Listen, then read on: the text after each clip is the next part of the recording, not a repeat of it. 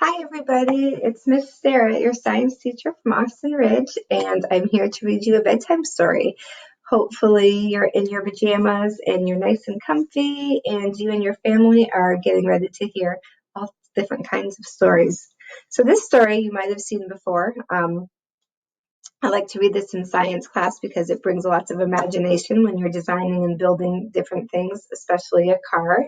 So this book is called If I Built a Car, and it's by Chris Van Dusen. It's for all my engineers and scientists out there. The first page I love because it has a little blueprint of all the different designs that this little boy decides to do.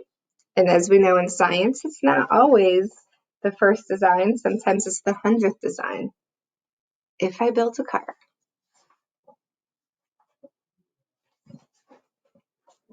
Jack from the back seat said to his dad, "This car is okay. This car is not bad, but it's just a car. Nothing great, nothing grand. It's nothing at all like the car I've got planned."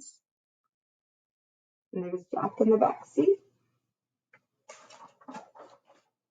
"I'll work through the night to create and design, constantly analyze, tweak, and refine. I'll study jet rockets and look at old planes, contemplate buses and zip lines and trains.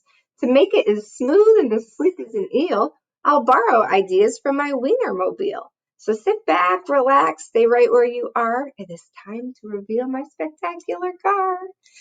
And you can see here in his room, he's getting all sorts of ideas and inspiration from the things around him. That's what most scientists and most people actually and inventors do. They look around, they try and make things a little bit better and improve on things that we have. You'll see that I've added a lot of neat things: flush fender skirts and retractable wings, 3 headlights up front and 4 taillights at back, plus 2 giant fins from our old Cadillac. My branded design will be curvy and round with special jet engines that don't make a sound. I'll paint it bright colors with accents of chrome, and I'll top it all off with a plexiglass dome. Really cool design, you can see. I'll build a safe car just as safe as I can, because safety is job number 1 in my plan. It may look like steel from afar, you can't tell, but it's actually made of a polymer gel. A space-age concoction that I just invented, so in a collision, my car won't get dented. It simply absorbs what you happen to hit, and folks will be fine in the seats where they sit. Really important. He wants to create a safe car. So when you're going, you don't get in, and if you do get in a car accident, then you're nice and safe in there. Kind of like following the laws of motion.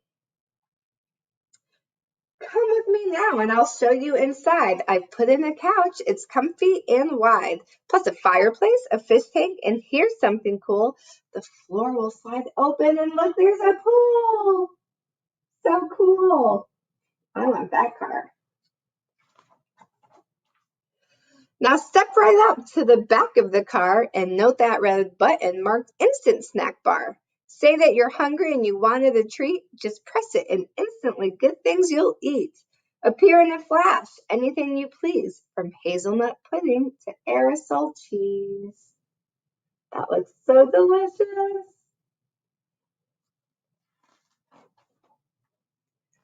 After you've eaten, you might like a nap, and Robert the robot makes napping a snap. I built him right into the back of the chair. He's out of the way, and you won't know he's there. But when you get sleepy and you rise from your seat, the chair spins around without missing a beat. Robert the robot will take the controls, and he's guaranteed not to hit telephone poles. I see you've impressed with what's inside, so let's start up the motor and go for a ride.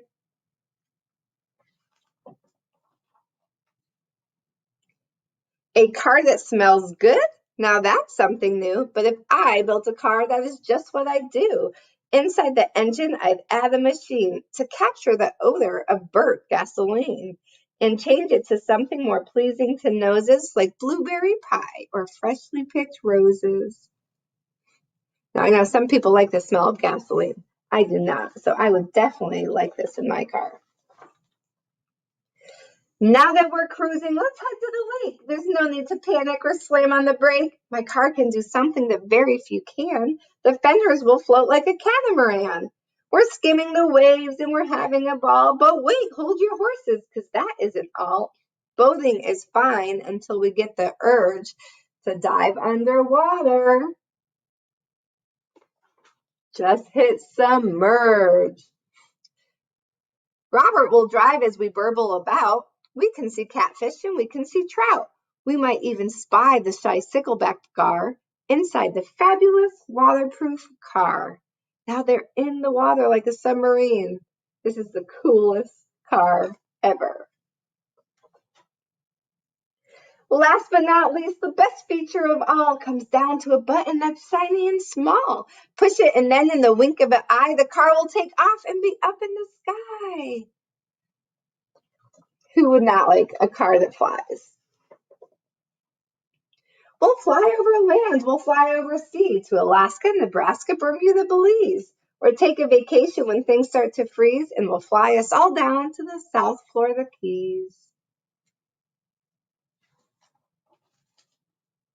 My car will be cool, my car will be keen, my car will be the big fantastic machine, the toast of the town and the cream of the crop, the belle of the ball and the tip of the top. My car will be famous from here to Peru. If I built a car, that is just what I do. So this is about a little boy who imagines this car, and he's thinking about all the different things that he can build.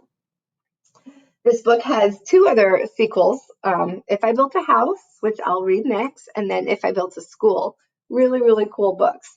So as you're going to sleep tonight, I hope that you dream and have some inspiration of inventing something cool, like a car, or maybe some sort of a bike that does different things, or maybe you want to draw and invent some sort of spaceship that goes and does different things. But try and invent something or think about something that you would really like to create. I hope you enjoyed this. Have a great night, boys and girls, and I miss you, and I can't wait to see you when we go back to school. Bye, everybody.